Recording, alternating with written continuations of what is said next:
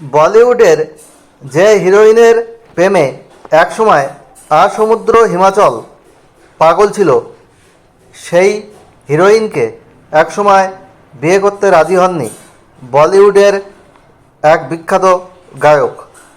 সেই কাহিনী আপনারা জানেন কি?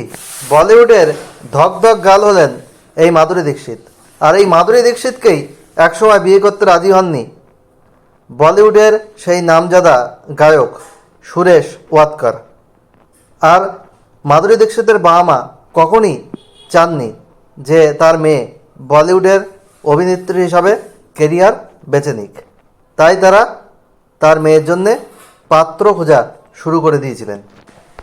সুরেশ ওয়াদকারের কাছে মাধুরী দীক্ষিতের বিয়ের প্রস্তাব নিয়ে যাওয়া হয়েছিল তখন, এবং তিনি বলেছিলেন যে মেয়েটা বড় রোগা, এই বলে তিনি বিয়ের সম্বন্ধ ভেস্তে দিয়েছিলেন।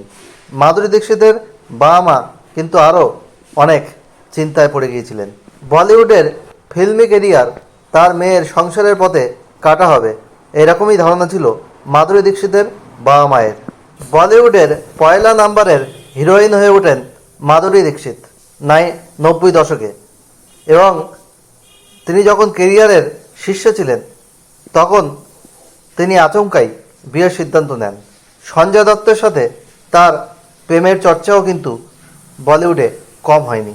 অভিনয় কেরিয়ারের সাময়িকভাবে ইতি টেনে আরব সাগরের পার থেকে পাড়ি দিয়ে আটলান্টিক সাগরের ওপারে চলে যান স্বামীর হাত ধরে মার্কিন যুক্তরাষ্ট্রে।